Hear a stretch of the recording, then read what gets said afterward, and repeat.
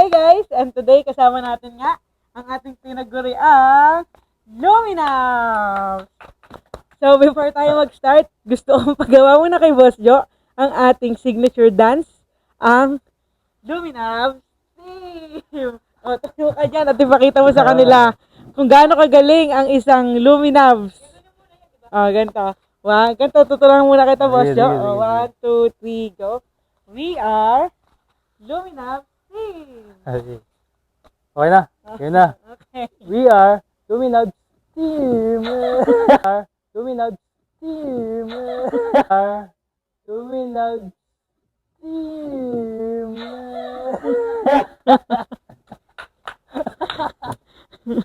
So, andito nga tayo dahil nakita niyo naman siguro yung post ni Boss Jo sa baba na meron siyang 10 facts about sa buhay niya. And ngayon, kikilalanan natin kung ano yung gusto niya at kung ano yung mga ayaw niya dahil sa 10 tanong na ito. And ayun, handa ka na ba, Boss Jo, para malaman nila kung ano ang nilalaman ng puso't isip mo? Yes.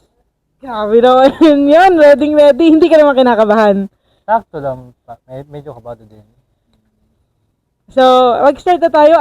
So, ngayon, ang magtatanong sa ating pinakagwapong leader, ang isa sa mga member ng Luminav Team, si Lumi Kot! O, pakita mo muna kami ng signature.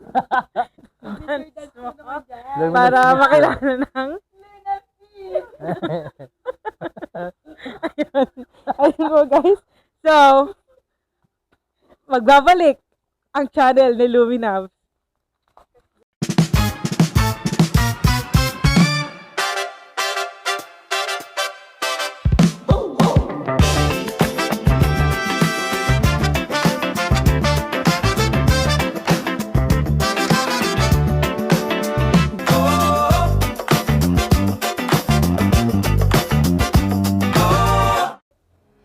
Hi mga ka-Luminav! So ngayon, nagbabalik kami. At sa baka hindi pala nakakakilala, ako nga pala si Lumi Kot! So ngayon, bago tayo magsimula na tanongin si Luminav about sa 10 facts about Luminav niya, ayun. Tanongin mo natin siya kung ready ka na ba? Ready na ako, guys. Anong nararamdaman mo ngayon? Medyo kabado. So mamaya mawawala na rin yan kapag patuloy na tayo nagtatanong about sa'yo. So simulan na natin. Unang katanungan, paano mo ilalarawan ang sarili mo? Ako ay simpleng tao lang na tahimik lang din sa mga taong hindi ko kilala. At higit sa lahat, ako ay tahimik lang din sa mga taong hindi ko nakakusap. Depende sa kanilang galit. Yan. So pangalawa, ano ang mga hilig o interest mo? Yan, pagdating ko lang yan. Sa akin, ang hilig ko ay, siyempre, ay about the music, ganyan, music drums, or sa mga interest ko naman, mga interest naman about sa mga pagkain, pero bawal na ngayon. Bawal na. Ayun, something like that.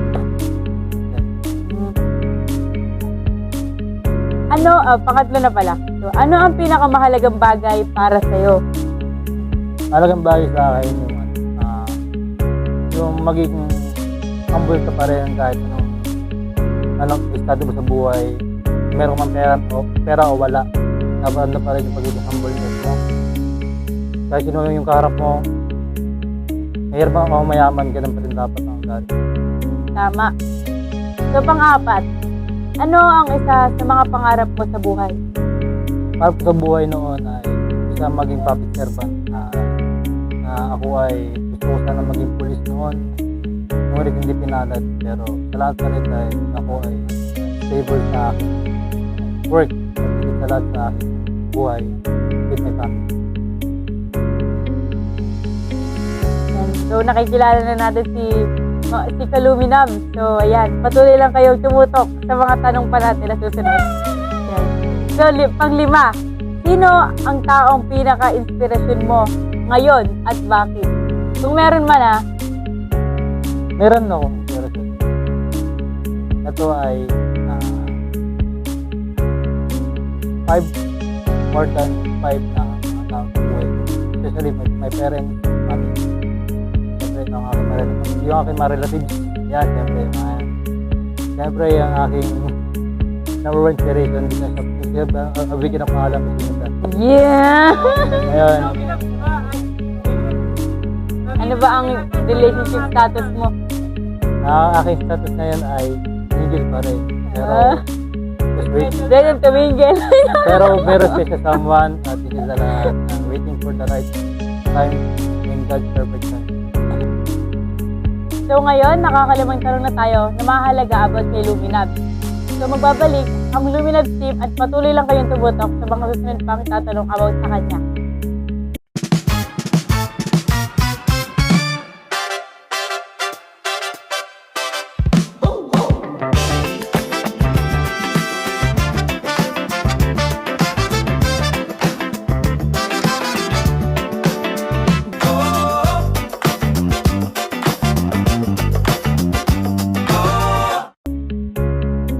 Hi mga ka-Luminab, kami ay patuloy na bumabalik at ngayon naman may papakilala kami na isa pang kamiyembro namin dito sa Luminab team. Walang iba kundi si Lumisan! Ngayon naman, eto na si Lumisan. So, di ba ginawa namin yung signature dance ng Luminab team? So na ngayon naman, ikaw naman ang gagawa ngayon. Amin naman siya yung We are Luminab team. So, pa-humble lang siya, guys. So, ngayon, ipagpapatuloy na nila ang 10 facts about kay Luminab.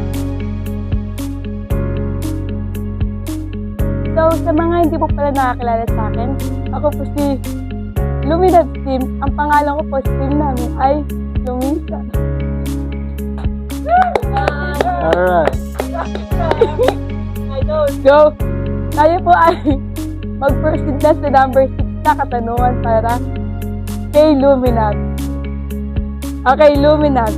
Number 6. Ito na ang question para sa ano ang pinakamasayang karanasan mo sa pag-vlog?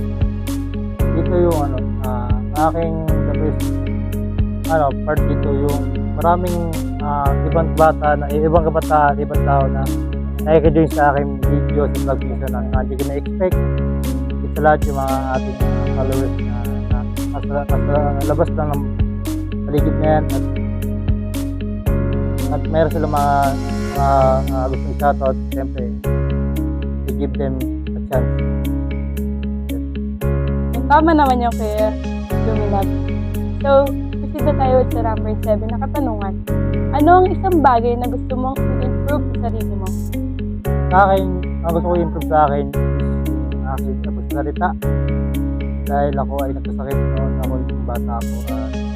Aminin ko sa inyo guys, ako po ay sakit sa aking speech na medyo ako ay nakaroon ng repeater na salita mga words ko. Ayun yung gusto ko ma-improve. At yun lang. Ayun. Number 8 na, katanungan naman tayo. Paano mo hinaharap ang mga problema mo sa buhay? Sa about naman sa problema, hinaharap ko siya as bilang parang parang gusto ko sa ipakita sa tao na hindi ko siya ginagawang negative sa buhay ko. Ibig na gawin ko siya negative sa buhay ko na something like that na gusto ko siya gawin motivation sa buhay ko. Na hindi ko siya dapat gawin pa na maging mas big problem pa. Ayun. Tama. So, number 9 na tayo. Ano ang natututunan mo sa mga karanasan mo sa buhay? Apo? Ano ang natututunan mo sa mga karanasan mo sa buhay? Ayun. Sa part na yan, sa ganyang tanong na yan, aking karanasan sa buhay.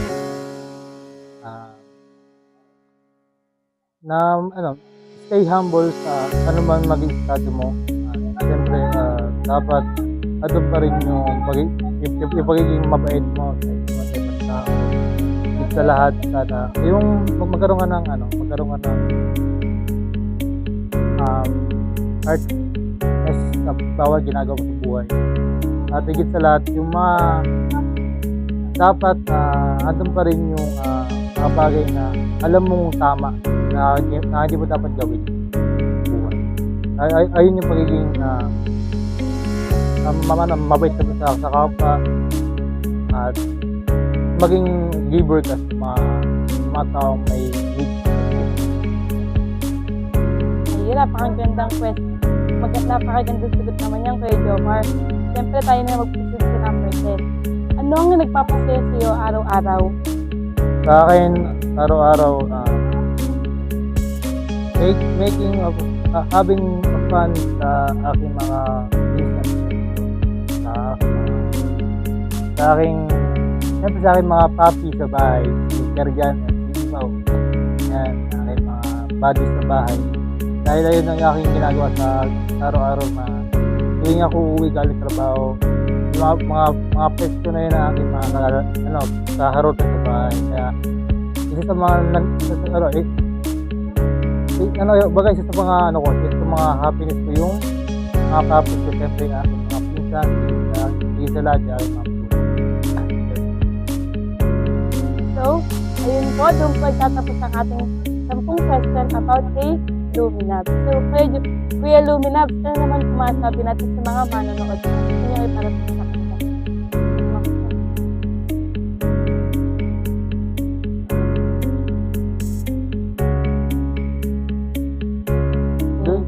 Doon sa mga tao naman na sa aking mga followers naman po dyan, followers ni Lumi, at I want to say na thank you very much po sa mga followers na andyan na lagi nakasuporta sa akin, at kahit paano they giving me a chance na gawin yung aking part as vlogger.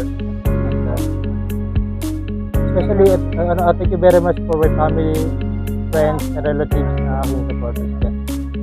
Ayun guys, again, thank you very much. God bless you always. It's me, Luminab.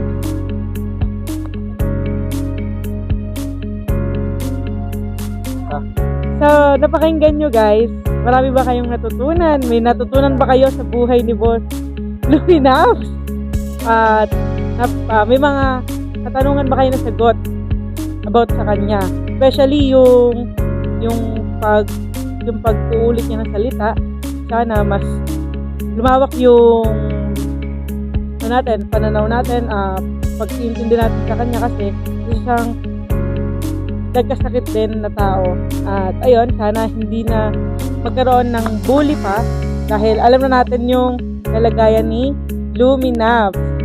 So ngayon Luminab, na hindi ka ba natakot or hindi ka ba kinabahan sa mga tanong nitong dalawang ating kasama sa team? Kailaban ako kasi syempre first time ko mag-apply sa public yun, at sana guys patuloy pa rin akong i-support sa aking vlog, at I'll do my best, my part as a vlogger na gawin yung aking entertainment para sa inyo guys. Ayun na sa akin. So ayun, bago namin ito makasanto, kami ay medyo na-warshock din. Gusto lang namin i-share sa inyo dahil di naman kami pala vlog, pero para sa pag-support namin kay Luminab is ibababa talaga namin yung namin sa'yo. And ano ba yung masasabi mo sa kanila? Interested para sa kanila. Ayun, para sa inyo guys, gusto ko lang sana gawin yung inspirasyon yung sarili nyo, mga yung beliefs siyempre, and also sana kahit anumang study sa buhay, maging faithful tayo sa Lord siyempre, and ang pinaka-lead natin sa lahat, ang ating number 1 na Lord na kailangan natin maging priority sa buhay natin. Ngayon. Okay, sorry. Mali ka. So, bago tayo mag-end, wala natin yung signature dance. Lang. Lumi Team! And 1, 2, 3. We are Lumi Team! Ayan, Hindi mo guys. sabay-sabay. Sige, sabay. Bye! Eh, wala pa ba? Sabay.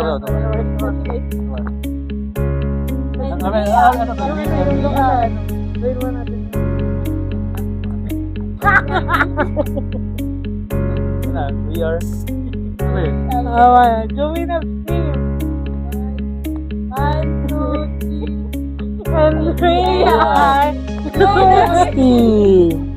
Thank you guys! Bye guys!